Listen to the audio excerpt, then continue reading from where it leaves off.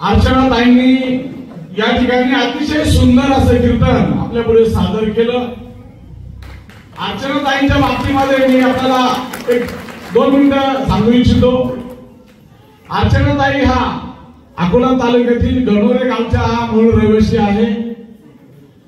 आपल्या मंदिरामध्ये, राधाकृष्ण मंदिरामध्ये, श्रीराम मंदिरामध्ये अनेक वेळा हरिपाठ असेल, कीर्तन असेल, प्रवचन असेल, इथून त्यांनी आपल्या या धर्म कार्याला सुरुवात केली आणि ते कार्य करत असताना हळूहळू परमार्थाची त्यांना प्रचंड अशी आवड तयार झाली। त्या स्वतः डॉक्टर आहेत।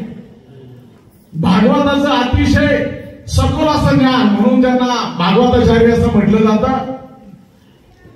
अर्चनाताईंनी या आपल्या मंदिरामध्ये अनेक वेळा कीर्तनासाठी उपस्थिती लावलेली आहे। राधाकृष्ण मंदिरामध्ये आता जन्माष्टमीचा कार्यक्रम झाला, त्या कार्यक्रमाला सुद्धा त्या अनेक वेळा आवर्जून उपस्थित होत्या। तुम्ही ज्या म्हणताय माझा तो दृष्टिकोन आहे, पहिला आपला घरातला माणूस त्याला मोठं करा। जोपर्यंत आपलं कुटुंब आपल्या बरोबर नाही तोपर्यंत त्या माणसाला, ती महिला असो पुरुष असो, समाजामध्ये त्याला किंमत नसते, हे माझे विचार आहे। म्हणून माई, तुम्ही आमच्या अशोकनगर भागामध्ये राहताय, तुम्ही ज्या परिस्थितीमधून आलात ती परिस्थिती मला माहिती आहे, परंतु तुमचं कौतुक करावं लागेल का तुम्ही डॉक्टर आहात, अतिशय मेहनतीने हा सगळा अभ्यास केला आणि आज आपण या व्यासपीठावर येणं सोपं नाहीये। मला सुद्धा असं वाटतं अजून 2-4 वर्ष काम करावं, नंतर तुमच्या बरोबरच यावं, परंतु आता तुम्ही मला घेणार नाही।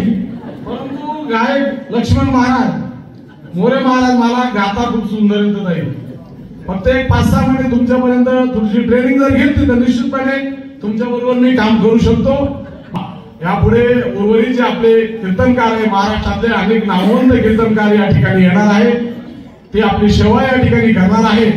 ताई, आपण या ठिकाणी आलात, अतिशय सुंदर, म्हणजे मला स्वतःला खात्री नव्हती का ताई इतके छान कीर्तन करतील, परंतु तुम्हाला धन्यवाद देतो।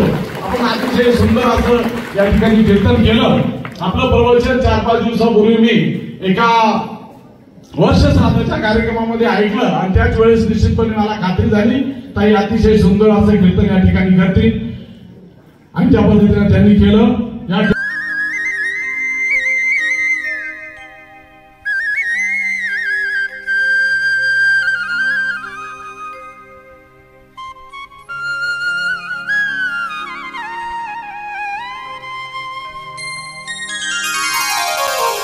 वाजवी तो पावा तो कृष्ण